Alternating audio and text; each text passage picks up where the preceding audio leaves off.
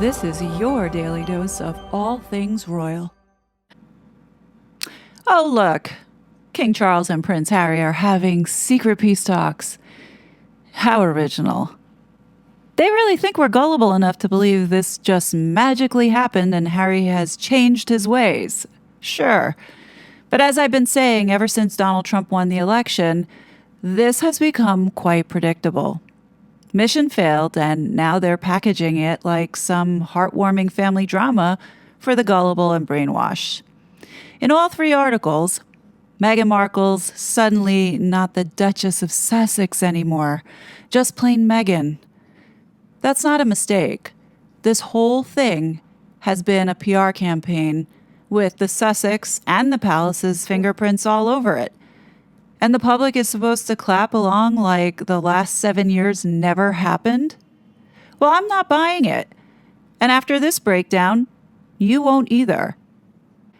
Now, I'm not going to read all three of these articles, as some of the information is quite repetitive, but instead, I'm going to highlight portions and give my thoughts on what I think is happening here.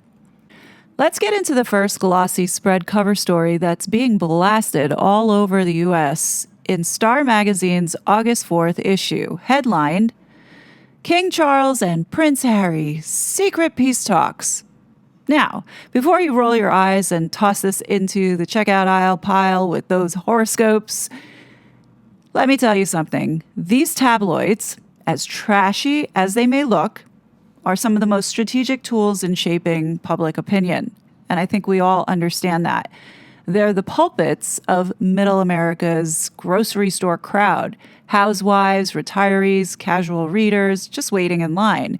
This is their news. And make no mistake, the people behind the Sussex machine know exactly what they're doing by feeding stories into outlets like Star. So here we are, another exclusive, another secret truce. And if you believe this is all organic reporting, like I said, I've got another bridge in Jersey that I could sell you for $1. Let's now begin with the setup. The article lays out the approved narrative scene that we're seeing consistently across all of these articles. King Charles battling cancer, meeting Harry's people for what they brand as a first thaw. You notice the emotional bait? A sick father, a prodigal son. The stakes couldn't be higher. Reconciliation before it's too late. I mean, we saw Harry plant this seed in the BBC interview. And who's conveniently running point? On Charles' side, his communications secretary, little bitch Tobin Andrea. On Harry's side, we know it's Meredith Maines and Liam Maguire, US-based and UK-based Sussex loyal PR pros. So now here's where we start to see shifting of the narrative around Meghan. Meghan is now painted as the outsider, kept out of the loop, and get this, sources says she's alarmed at Harry's urgency to reconcile. Folks, this is not an accident. For years, every story was Harry and Meghan, the united front. Now suddenly she's sidelined? Not the Duchess of Sussex anymore, not the co-star, just Meghan Markle. Translation, they're planting the seed for a Harry returns to the UK storyline, with Meghan left behind in California, moving in a different direction. And don't you just love the subtle shade that they put here? They quote that Meghan's worried the royals could lure Harry back and nudge her out. Well, of course Meghan's not happy, because that's exactly the narrative being written right here. I mean, if you haven't seen it already, there is this consistent theme now with Meghan not wanting to go back to the UK, not being included in any of these discussions, and moving her in a very different direction. Okay, so now position into this story Prince William. Cast as the immovable object, they say William has no intention of forgiving Harry and Meghan, that he plans to strip them of their HRH titles once he's king. I think what we're seeing now is they are bringing in Catherine. Her narrative, even though it's neutral, claims that she's torn between supporting her husband and sympathizing with Harry. Now, think about this carefully. Who benefits from William being cast as the bad guy here?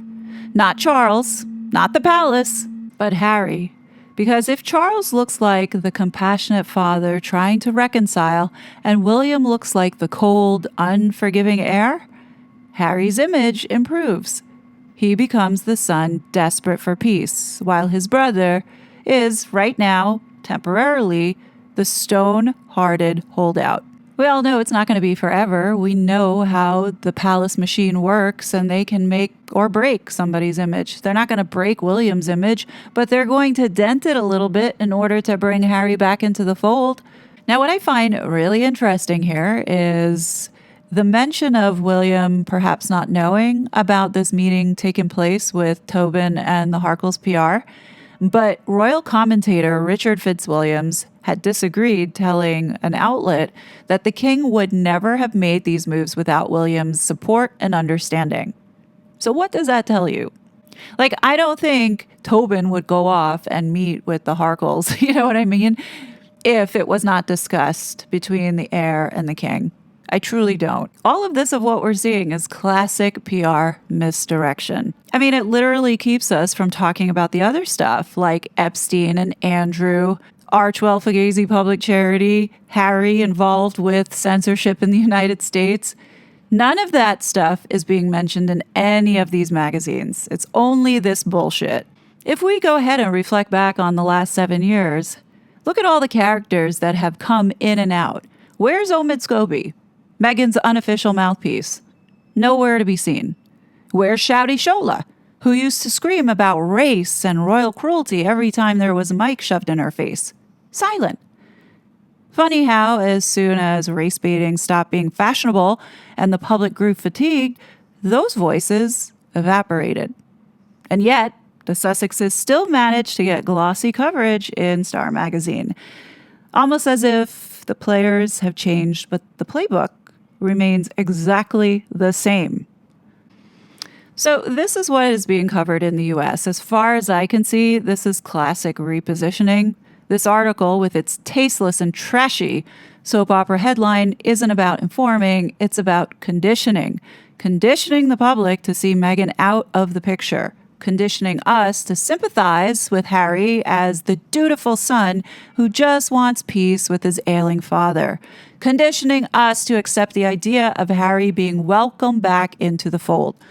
While all the messy scandals of Megxit fade away conveniently into the background as if it never happened. But moving across the pond to the UK, we have Heat and Closer magazines this week playing their part in paving this path for Harry. There's a reason why Harry and Meghan have a UK PR team. It's to literally help put this kind of shit out. You know, I can't help but feel that ever since the leak of the palace sitting down with Harry and Meghan's PR people, that everything that we're seeing is not only calculated, but also choreographed. All right, let's quickly run through this Heat article. I just want to point out, even though it says Kate on there, we can't assume that it's Meghan and Harry's team that has put this out. A lot of times they put Kate there because it's shorter than Catherine. And from an aesthetics perspective, I know a lot of people cringe whenever they hear it.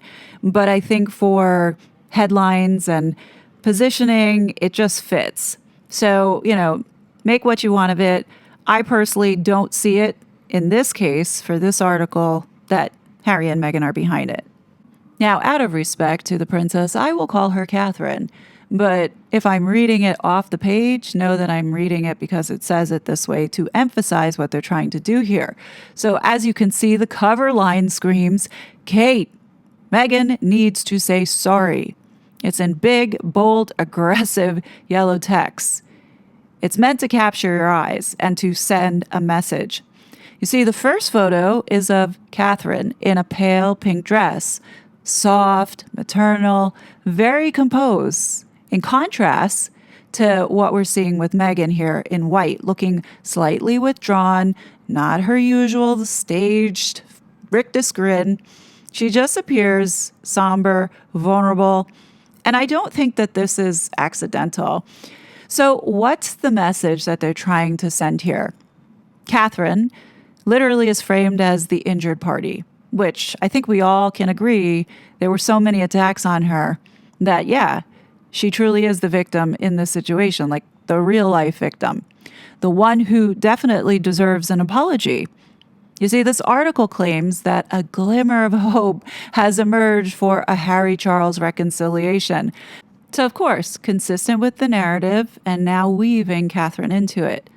If there's to be peace, the drama must first be purged, and that apparently means Meghan must be held accountable. Then we get this phrase, the estranged sisters-in-law are being encouraged to make amends. Encouraged by whom? The palace? PR advisors? I mean, it's left so vague, and it's intentional. But you notice what's not vague? It's the tone that Meghan is the obstacle. That reconciliation hinges not on dialogue, not on mutual understanding, but on her apology, which we all know is never going to happen. And in this article, they position it as Meghan being the sole barrier to unity. Catherine, of course, quote unquote, has moved on. The article claims, but Meghan? Meghan still has work to do. Classic moral framing. So we're told Meghan's checked out of the royal drama. She's out, done, emotionally gone. Meanwhile, Harry is described as desperately missing his whole family. And there it is, the core narrative being constructed and consistent through all of these articles. Harry is the prodigal son, and Meghan is the reason he hasn't returned. We're even told Meghan has panic over her Netflix failure. Her show, With Love Meghan, supposedly couldn't crack the streamer's top 300. Allegedly, she's in crisis over it. Whether the metrics are real or spun is beside the point. The psychological image being created here is key. Meghan is shown as failing professionally, emotionally, distant, and increasingly irrelevant.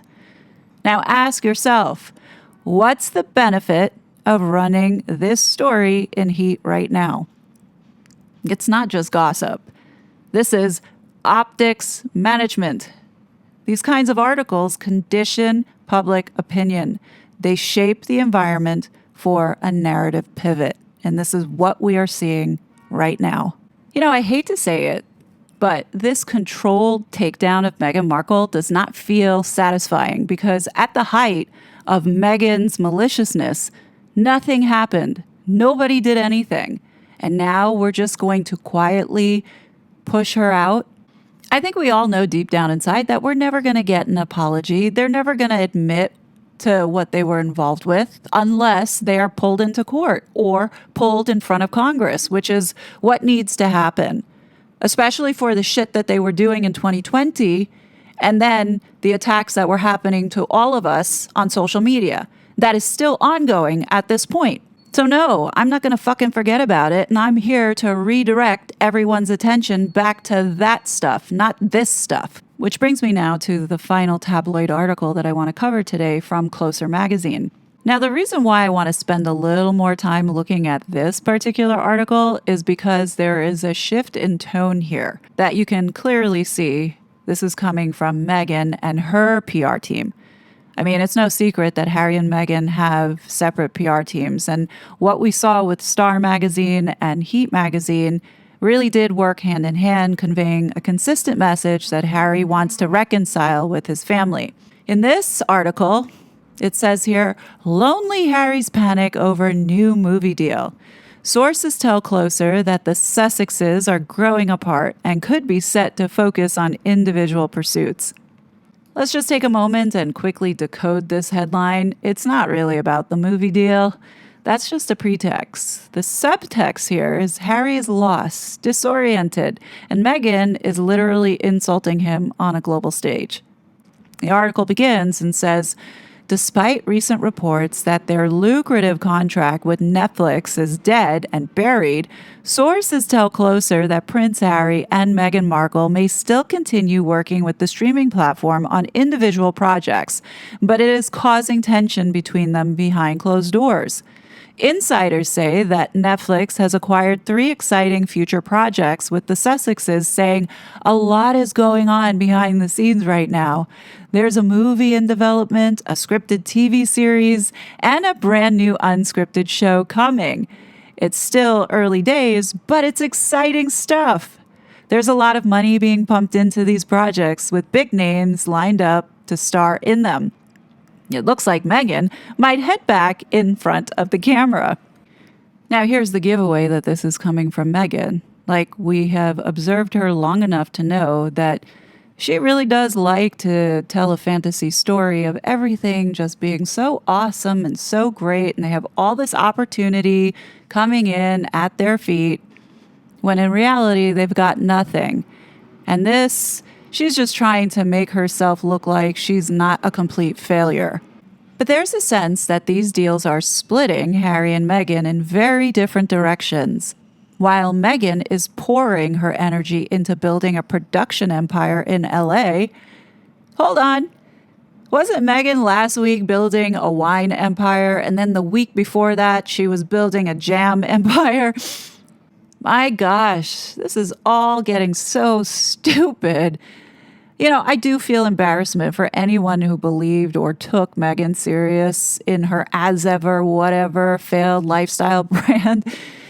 You know, all of it was just for optics while they completed and did their mission while they were here. Now, Harry has increasingly been looking back towards the UK and the life he left behind. Harry is feeling out of his depth in Hollywood, which he leaves very much to his wife. Hollywood is Meghan's comfort zone, not his, and there is a divide starting to show. He sometimes feels like a passenger in their brand. What, the brand of shit?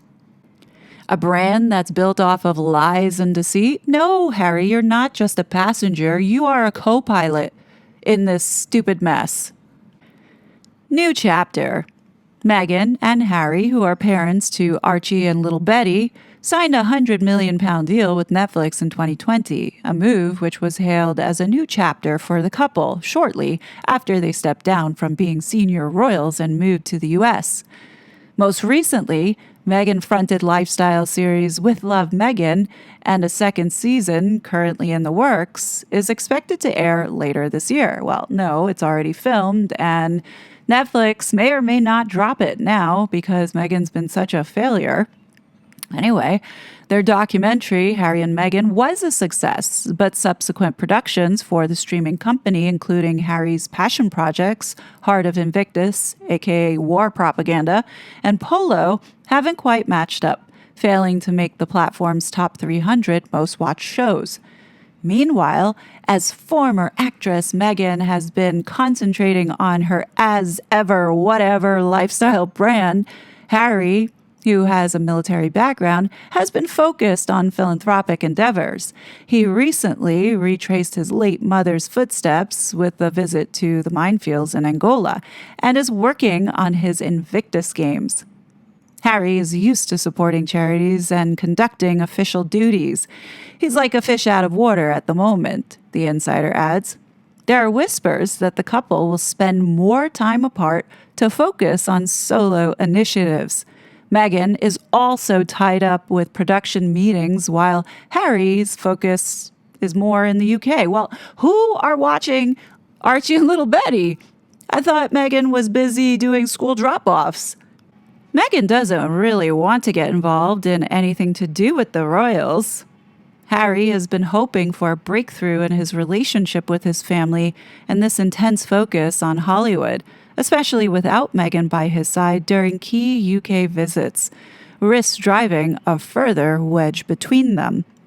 Okay, I'm going to go ahead and call it now. When the time comes for Harry and Meghan to separate and divorce, I'm going to bet that they're going to blame the media and social media for their breakup.